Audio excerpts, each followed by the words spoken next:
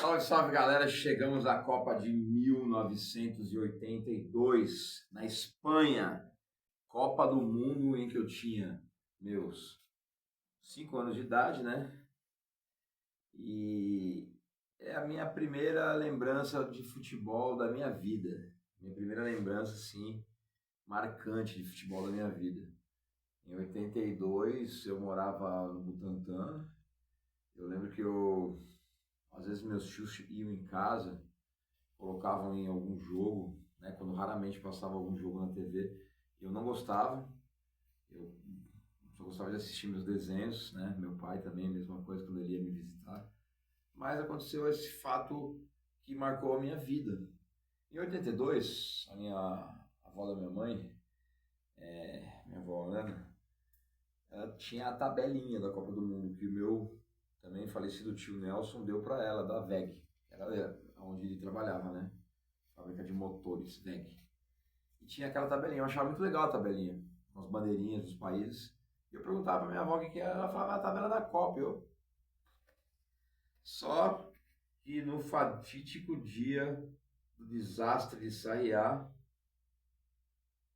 eu me lembro que eu estava na USP, minha mãe trabalhava na USP, e eu nunca vi tanta gente chorando, nunca vi uma tristeza tão grande no Brasil como naquele dia, nem na morte do Ayrton Senna, né, que eu presenciei lá em São Paulo no dia do enterro do Ayrton Senna.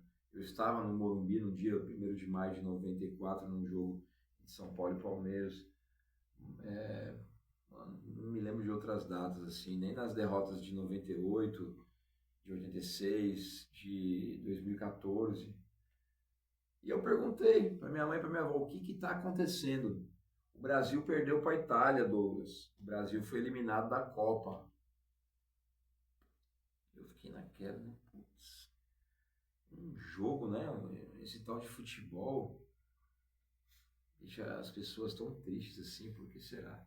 Eu fui entender de verdade 4 anos depois, na Copa de 86, na Copa do México. Eu já com 9 anos, muito entendedor de futebol, né? Mas, vamos lá, vamos voltar para 82, certo? Foi a 12ª edição da Copa do Mundo da FIFA e a primeira a contar com 24 países. 105 participaram das eliminatórias. Campeonato que ocorreu na Espanha e teve a Itália tricampeã do mundo. O período foi de 13 de junho a 11 de julho, com 146 gols em 52 jogos, uma média de 2,81 por partida. Itália campeã, Alemanha Ocidental vice, Polônia em terceiro e França em quarto lugar. Melhor marcador, artilheiro Paulo Rossi, 6 gols. Melhor ataque, Hungria, com 12. Melhores defesas, com apenas um gol tomado na fase inicial. Áustria, Bélgica, Camarões, Inglaterra, Irlanda do Norte e Polônia. A maior goleada dessa Copa é a maior goleada da história das Copas do Mundo, quando a Hungria meteu 10-1 em El Salvador, no Nuevo Estádio Elche, dia 15 de junho. Público de 2.109.723 pessoas, uma média de 40.571 pessoas por partida. Paulo Rossi foi o craque da Copa e o melhor jogador jovem foi Manuel Amorros. Cara, eu nem lembrava mais do Amorros da França. A seleção brasileira jogava com aquela camisa ali, ó, da Topper, certo? Aquela camisa é a de 82. Comandada por Tele Santana, com futebol ofensivo e goleador, conquistou a Espanha, encantou o mundo, com craques como Leandro, lateral, Júnior, o outro lateral, o volante Torinho Cerezo e Falcão, e os meias Zico, Sócrates, o atacante Éder, tínhamos o Valdir Pérez no gol, tínhamos o Serginho Chulapa. Mano, era uma seleção monstrona mesmo, talvez depois de 70, a segunda melhor seleção brasileira da história. Vai falar de 2002, a de 58, mas era muito forte mesmo. A seleção apresentava um futebol de muito técnica, toque de bola vertical, lindos gols e muitos artilheiros no mesmo time, passando para a história como uma das melhores seleções de todos os tempos, mesmo não vencendo o campeonato. Eu coloco a seleção de 82 do Brasil junto com a Hungria de 54 e a Holanda de 74, embora o Brasil não chegou nem nas semifinais, e essas duas que eu citei foram vice, mais seleções que não levaram, mas que marcaram a história. Outras grandes seleções marcaram presença na Espanha. A França, de Michel Platini, Jean Tigana, Manuel Amorós, Dominique Rocheteau e Marius Tressor.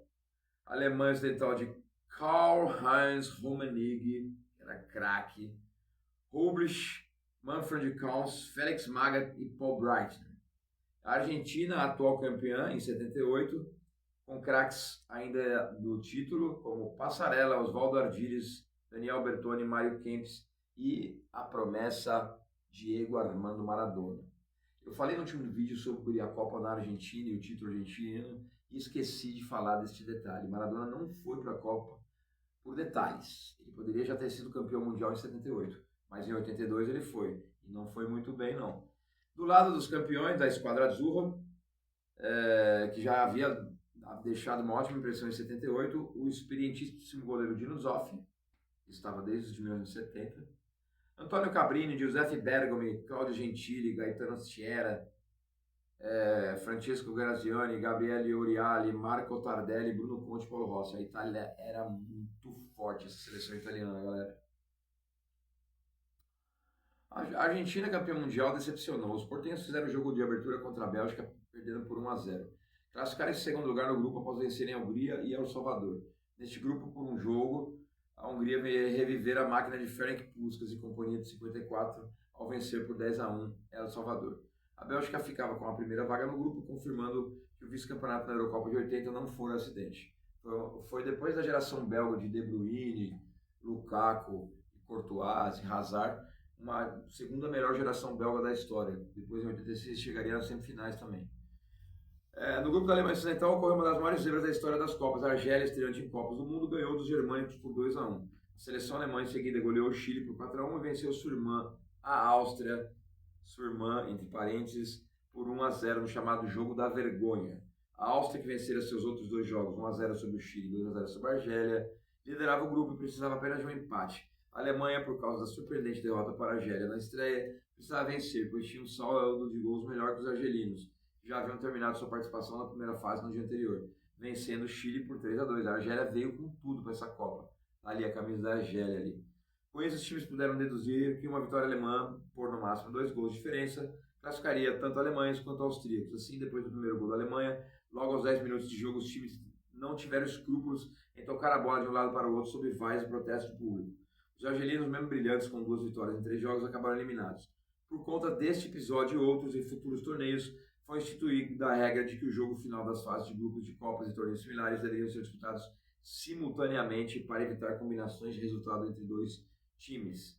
E também ocorreu depois de a Copa passar para 32 equipes. E agora com 48, provavelmente poderemos repetir essas falcatruas. A França perdeu por 3-1 da Inglaterra na estreia, mas mesmo com uma campanha regular, conseguiu a classificação empatando com a Tchecoslováquia e ganhando do Kuwait por 4-1. Neste jogo, o sheik kuwaitiano Farhad Al-Sabah, integrante da comissão técnica e presidente da Federação Local de Futebol, simplesmente invadiu o campo para protestar contra um gol da França, que seria o quarto, e o árbitro anulou o gol. O time francês acabaria marcando outro gol, deixando o resultado em 4-1. Mesmo assim, a Inglaterra, com futebol sem criatividade, mas objetivo, passou facilmente em primeiro lugar, pois venceu os tchecos por 2-0 e Kuwait por 1-0, sendo a única seleção além do Brasil a bater os 100% de aproveitamento na primeira fase do Mundial de 82. A Espanha, dona da casa, teve uma estreia decepcionante, mostrando que a Fúria não iria tão longe na Copa em sua casa. Empatou em 1-1 contra a estreante em Copas Honduras, com um gol de pênalti no final da partida. Honduras depois ia tomar de 10, mas conseguiu empatar com a mandante Espanha. Foi em segundo lugar em um grupo que foi liderado pela modesta Irlanda do Norte, que venceu os donos da casa por 1-0 após empatar com a Yugoslávia 0-0 e Honduras por 1-1. Perdão, falha minha. Não foi Honduras que tomou de 10-1, foi El Salvador. Já estou aqui me confundindo todo. Honduras empatou com a Espanha, mas estava em outro grupo, não o de El Salvador. A Yugoslávia, mesmo sendo uma das favoritas do grupo, não se classificou após derrota por 2-1 para a Espanha. Vitória magra sobre a Honduras por 1-0. A derrota para os norte-irlandeses foi fatal para os eslavos do sul. Já o Brasil, grande favorito ao título, estreou contra a União Soviética. Foi um jogo duríssimo, com a defesa brasileira falhando muito, além de um gol mal anulado do lado soviético, sem contar o pênalti não marcado para a seleção vermelha. Os soviéticos fizeram 1-0 numa falha de Valdir Pérez. No segundo tempo, o Brasil colocou a bola no chão e o gênio de Sócrates explodiu no gol de empate. Sócrates driblou 2 jogadores e soltou uma bomba no ângulo. Aos 43, o gol da vitória. Éder Aleixo dispara um violento chute no ângulo do goleiraço Rinat Dassaev. Esse eu me lembro muito bem. E assim, galera, eu me lembro muito do episódio da derrota para a Itália, mas todos esses gols passavam nos noticiários, nos jornais, e eu me lembro muito de passando esses gols, eu assistindo, mas não tendo a mínima ideia do que era. E depois de alguns anos, né, nos videotapes, parando para analisar que a seleção esmirilhou mesmo naquela Copa. Em seguida, a equipe de Terê venceu a Escócia por 4-1, foi a segunda vitória dos canarinhos, Zico brilhou com um bonito gol de falta, e contra a Nova Zelândia a seleção novamente venceu por goleada, mais um 4, só que dessa vez a 0, com o Brasil desfilando em campo. A União Soviética, após o empate com a Escócia, acabou ficando para a segunda vaga, pois tinha melhor saldo que a seleção escocesa. Uma vez mais, os escoceses não passavam da primeira fase do Mundial. Eita, Sina, será que dessa vez vai? 2026? Em Vigo, a Itália dava um vexame após outro. Foram 3 péssimos jogos na primeira fase, para variar. Sempre a Itália é muito mal no começo e depois deslancha. Ou faz uma ótima campanha, como em 78 na primeira fase, e não chega a lugar nenhum. Na primeira fase, a Itália empatou com a Polônia em 0-0, com o Peru em 1-1 e com o Camarões também em 1-1. A Azul só se classificou por ter feito um gol a mais que os africanos, que também empataram seus 3 jogos sem marcar gols, tanto contra a Polônia quanto contra o Peru. A Polônia de Lato e agora Boniek, que eu já havia falado em outros vídeos, goleou o Peru por 5-1 na única partida do grupo sem um resultado igual e ficou com o primeiro lugar do grupo. O clima da seleção italiana era tão ruim que o técnico Enzo Bearzot ordenou que os jogadores não dessem entrevista e não lessem os jornais para que não se deixassem contaminar pelo pessimismo da imprensa italiana, que é muito forte. A Copa de 82 contou com um regulamento único e simples. 6 grupos de 4 times e apenas 2 primeiros classificavam. 12 times formavam 4 grupos de 3. Na segunda fase, de onde os campeões de cada grupo fariam a final. A partir de 86 que teríamos os terceiros colocados também se classificando. No grupo da França, a seleção de Michel Platini despachou a Áustria e a Irlanda do Norte. Já a Polônia voltava a fazer uma Copa comparável com a célebre campanha de 74, eliminando Bélgica e União Soviética, ganhando lugar na semifinal. A Alemanha Ocidental sepultou o sonho espanhol no primeiro título e despachou a Fúria, além do English Team, tirando Espanha e Inglaterra, provando mais uma vez o grande poder de recuperação das seleções alemãs, como em 54 e em 74, ano dos títulos. Na segunda fase, o Brasil enfrentaria a Argentina e Itália, o grupo da morte. Primeiramente, o Brasil atropelou a Argentina, se vingando de 78 com uma exibição irrepreensível. O time comandado em campo por Zico envolveu Los Hermanos e chegou a fazer 3-0. A emblemática imagem de Júnior na beira do campo sambando ao som da batucada da torcida dava provas do poderio do futebol arte do Brasil. Neste jogo, então jovem, Maradona não resistiu à incapacidade de reação do time e foi expulso após desferir um verdadeiro golpe de arte marcial no Batista. Deu uma solada, uma pesada sem vergonha. Maradona foi um fiasco nessa Copa. Para depois, em 86, fazer o que fez, né? No final, o Brasil venceu por 3-1 em uma humilhante despedida para os campeões do mundo atuais, né? De malas prontas para retornar a Buenos Aires. O outro time do grupo, a Itália, jogou 3 jogos péssimos na fase de classificação, porém, na hora da verdade, a mística da Azzurra incendiou a equipe que disparou rumo ao tricampeonato. A seleção europeia venceu o primeiro jogo contra a Argentina por 2-1, complicando e muito a situação dos portenhos, que, como já visto, perderam do Brasil. Depois viria um dos grandes jogos da Copa para muitos, a grande partida que definiu os rumos do Mundial. Uma daquelas partidas que não foi final de Copa, poderia ter sido a final, e é um dos maiores jogos da história de todas as Copas do Mundo. O show de Paulo Rossi no desastre de Sarriá. Brasil e Itália se enfrentaram para o terceiro jogo da segunda fase em seu grupo, como a Argentina tinha perdido para a Itália. E para o Brasil, a seleção canarinha, naquela altura, era tida como favorito ao título e tinha vantagem do empate para se classificar em primeiro do grupo. A maioria dos torcedores brasileiros acreditavam em uma vitória tranquila, pois a Itália até então só havia vencido um jogo na Copa, enquanto o Brasil era o único com aproveitamento de 100%.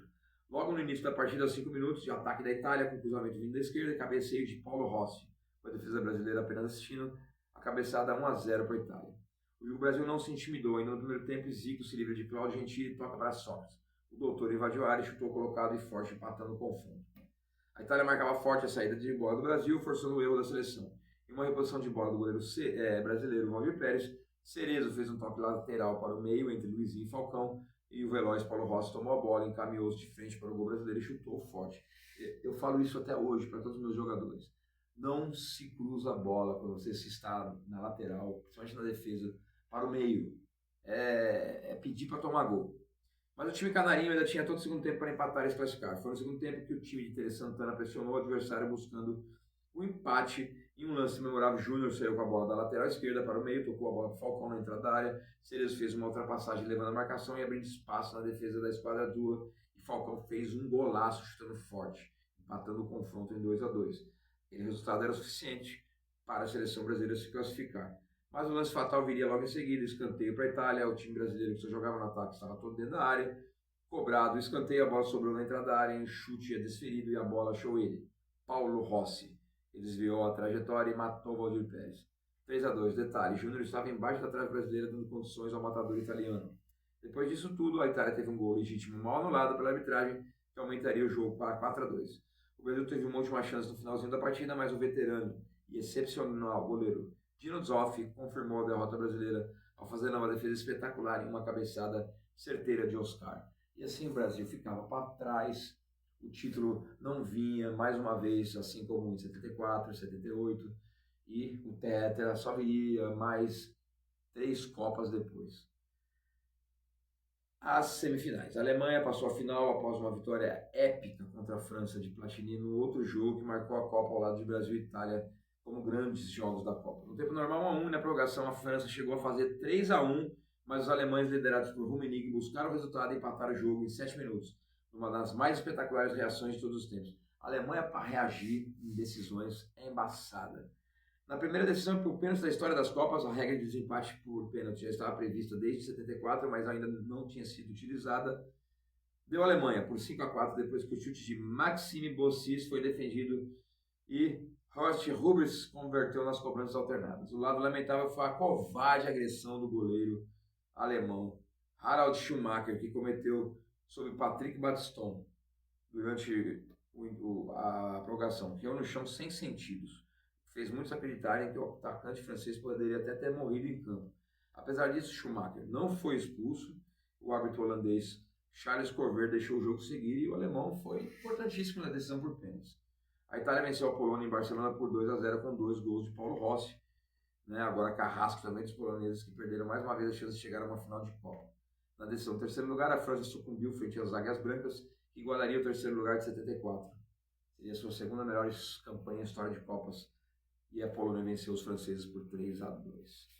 A grande final da Copa aconteceu no estádio Santiago Bernabéu, estádio do Real Madrid, mas o que era para ser um clássico virou um passeio italiano. A Azzurra passeou em campo, embalada pelas vitórias sobre a Argentina e Brasil, e não tomou conhecimento dos alemães. O primeiro tempo terminava em 0-0, mas no segundo tempo a seleção italiana abriu 3-0, sendo o primeiro gol do Carrasco, Paulo Rossi, que faria seu 6º gol e seria o artilheiro da Copa do Mundo.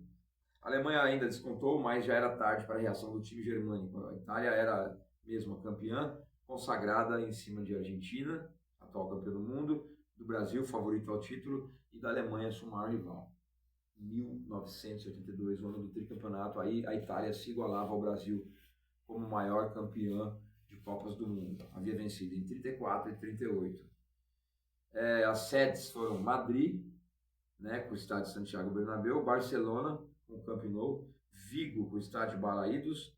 Em Barcelona também tinha o Sarriá, que foi o estádio que o Brasil foi eliminado. E em Madrid, o Vicente Calderón, do Atlético de Madrid. Lá em Corunha tinha o Riazor, o estádio do La Corunha. Em Valladolid tinha o José Zorrilla. Em Bilbao, o estádio de San Mamés. Em Alicante, o José Rico Pérez. Em Elche, o estádio Nuevo. Em Oviedo, o Carlos Tartieri. E em Gijón, o El Molinón. Em Valência, o Luiz Casanova.